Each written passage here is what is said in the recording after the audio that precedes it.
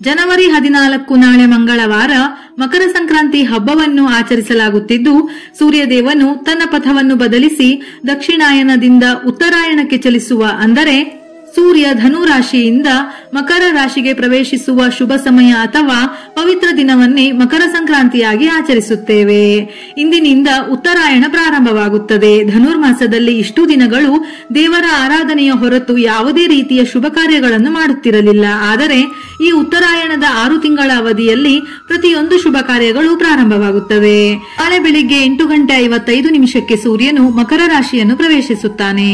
ಅಮೃತ ಕಾಲದ ಶುಭ ಮುಹೂರ್ತ ಬೆಳಿಗ್ಗೆ 7:55 9:29. ಹಾಗಾಗಿ ಬೆಳಿಗ್ಗೆ 8:55 ಮಧ್ಯಾಹ್ನ 12:51 ಸಮಯವು ಸ್ನಾನ ಮತ್ತು ದಾನಕ್ಕೆ ಶುಭ ಸಮಯವಾಗಿರುತ್ತದೆ.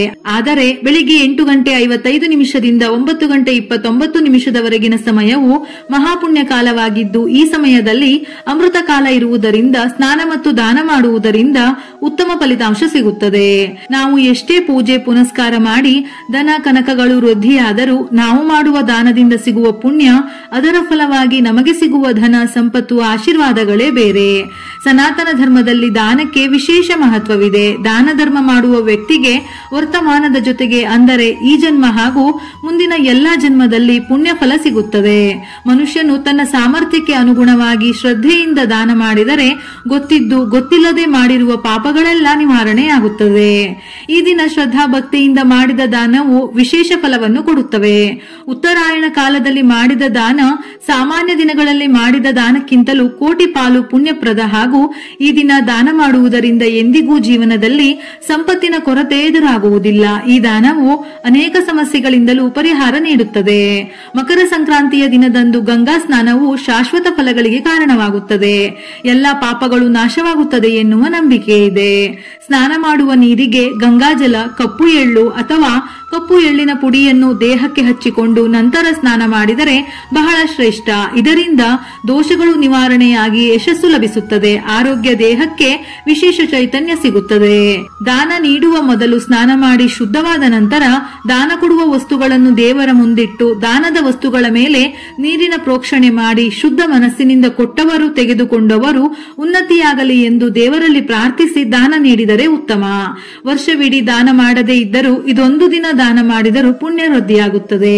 ಮಕರ ಸಂಕ್ರಾಂತಿಯ ದಿನದಂದು ಪ್ರತಿ ಮನೆಯಲ್ಲೂ ಕಿಚಡಿ ಅಥವಾ ಪೊಂಗಲ್ ಅನ್ನು ತಯಾರಿಸುತ್ತಾರೆ. ಈ ದಿನ ಕಿಚಡಿ ದಾನಕ್ಕೆ ಹೆಚ್ಚಿನ ಪ್ರಾಮುಖ್ಯತೆ ನೀಡಲಾಗುತ್ತದೆ. ಇದರಿಂದ ಸಂತೋಷ ಮತ್ತು ಶಾಂತಿ ಸಿಗುತ್ತದೆ ಎನ್ನುವ ನಂಬಿಕೆ.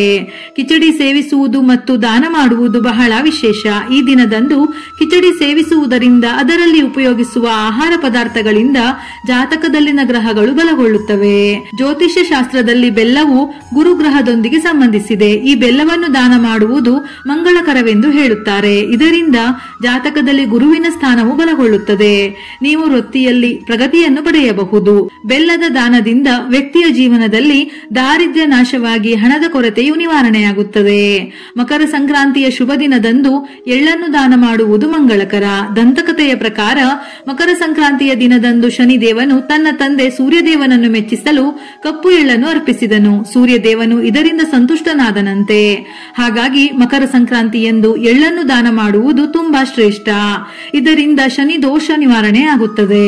ಮಕರ ಸಂಕ್ರಾಂತಿಯನ್ನು ಎಳ್ಳಿನ ಸಂಕ್ರಾಂತಿ ಎಂದು ಕರೆಯಲಾಗುತ್ತದೆ. ಈ ದಿನದಂದು ಎಳ್ಳನ್ನು ದಾನ ಮಾಡುವುದರಿಂದ ಶನಿ ದೋಷ ನಿವಾರಣೆಯಾಗುತ್ತದೆ. ಇದಲ್ಲದೆ ಈ ದಿನ ವಿಷ್ಣು, ಸೂರ್ಯ ಮತ್ತು ಶನಿದೇವರ ಆರಾಧನೆಯನ್ನು ಮಾಡಬೇಕು. ಮಕರ ಸಂಕ್ರಾಂತಿಯಂದು ನಿರ್ಗತಿಕರಿಗೆ ಎಳ್ಳು ಮತ್ತು ಬೆಲ್ಲದಿಂದ ಮಾಡಿದ ಆಹಾರವನ್ನು ದಾನ ಮಾಡಿದರೆ ತುಂಬಾ ಒಳ್ಳೆಯದು. ತುಪ್ಪವನ್ನು ದಾನ ಮಾಡುವುದು ತುಂಬಾ ಶ್ರೇಷ್ಠ. ಏಕೆಂದರೆ ತುಪ್ಪವು ಸೂರ್ಯ ಮತ್ತು ಗುರು ಗ್ರಹದೊಂದಿಗೆ ಸಂಬಂಧ ಹೊಂದಿದೆ. ಈ ದಿನ ಸೂರ್ಯನನ್ನು ಆರಾಧಿಸುವ ಹಬ್ಬ ಆಗಿರುವುದರಿಂದ ಈ ಸಮಯದಲ್ಲಿ ತುಪ್ಪವನ್ನು ದಾನ ಮಾಡಿದರೆ ಜಾತಕದಲ್ಲಿ ಸೂರ್ಯ, ಗುರು ಗ್ರಹಗಳು ಬಲಗೊಳ್ಳುತ್ತವೆ. ಈ 2 ಗ್ರಹಗಳು ಜೀವನದಲ್ಲಿ ಯಶಸ್ಸು, ಸಂತೋಷ, ಸಮೃದ್ಧಿ, ಗೌರವವನ್ನು ತರುತ್ತವೆ. ವೃತ್ತಿ ಜೀವನ, ವ್ಯಾಪಾರದಲ್ಲಿ ಅಭಿವೃದ್ಧಿ ಹೆಚ್ಚುತ್ತದೆ. ಆರೋಗ್ಯ ಸಮಸ್ಯೆಗಳಿಗೆ ಪರಿಹಾರ ಸಿಗುವುದಲ್ಲದೆ ಲಕ್ಷ್ಮಿಯ ಆಶೀರ್ವಾದವು ಪ್ರಾಪ್ತಿಯಾಗುತ್ತದೆ. ರಾಗಿ, ಜೋಳ, ಧಾನ್ಯಗಳು ಶನಿ ಗ್ರಹಕ್ಕೆ ಸಂಬಂಧಿಸಿದೆ. ಈ ದಿನದ ದಾನಕ್ಕೆ ವಿಶೇಷ ಮಹತ್ವವಿದೆ. ಈ ದಾನದಿಂದ ಶನಿಯ 7.5 ಅಥವಾ ಶನಿ ದೆಸೆಯಿಂದ ಬಳಲುತ್ತಿರುವವರು ಪರಿಹಾರ ಪಡೆಯಬಹುದು. ಈ ಹಬ್ಬದಲ್ಲಿ ತೊಗರಿ ಬೇಳೆ, ಅಕ್ಕಿ, ಎಳ್ಳು, ಉದ್ದಿನ ಬೇಳೆ, ಕಡಲೆ ಈ 5 ರೀತಿಯ ಧಾನ್ಯಗಳನ್ನು ನಿರ್ಗತಿಕರಿಗೆ ಸತ್ಪಾತ್ರರಿಗೆ ದಾನ ಮಾಡುವುದು ಕೂಡ ಅತ್ಯಂತ ಒಳಿತು. ಇದರಿಂದ ನಮ್ಮೆಲ್ಲಾ ಇಷ್ಟಾರ್ಥಗಳು ಸಿದ್ಧಿಯಾಗುತ್ತವೆ. ಧಾನ್ಯವನ್ನು ದಾನ ಮಾಡಿದರೆ ಎಂದಿಗೂ ಆಹಾರದ ಕೊರತೆ ಆಗುವುದಿಲ್ಲ. ಈ ಹಬ್ಬದ ದಿನ ಉಪ್ಪಿನ ದಾನ ಮಾಡುವುದರಿಂದ ಒಳ್ಳೆಯದಾಗುತ್ತದೆ. ಜೀವನದಲ್ಲಿರುವ ಕೆಟ್ಟ ಶಕ್ತಿಗಳು ನಿವಾರಣೆಯಾಗಿ ಒಳ್ಳೆಯ ಸಮಯ ಬರುತ್ತದೆ. ಶುಕ್ರ ಗ್ರಹದ ಅನುಗ್ರಹ ಇರುತ್ತದೆ. ಶಿವಪುರಾಣದ ಪ್ರಕಾರ ಮಕರ ಸಂಕ್ರಾಂತಿಯಂದು ಹೊಸ ಬಟ್ಟೆಗಳನ್ನು ದಾನ ಮಾಡಿದರೆ ಅದೃಷ್ಟ ಬರುತ್ತದೆ.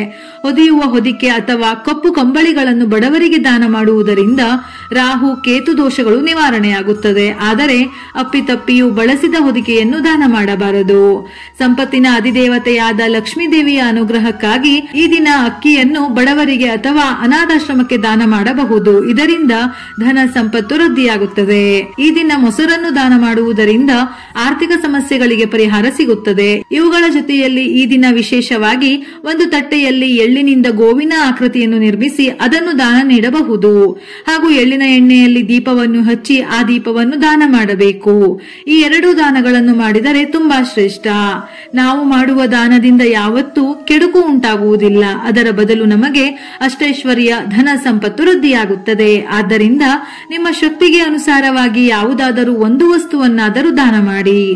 ಇದರಿಂದ ಸೂರ್ಯನ ಆಶೀರ್ವಾದದ ಜೊತೆ ಜಾತಕದಲ್ಲಿರುವ ಗ್ರಹಗಳು ಬಲಗೊಳ್ಳುತ್ತವೆ. ಮನೆಯಲ್ಲಿ ತಾಯಿ ಲಕ್ಷ್ಮಿಯ ಅನುಗ್ರಹದಿಂದ ಸುಖ, ಸಂತೋಷ, ಧನ ಸಂಪತ್ತು ಪ್ರಾಪ್ತಿಯಾಗುತ್ತದೆ.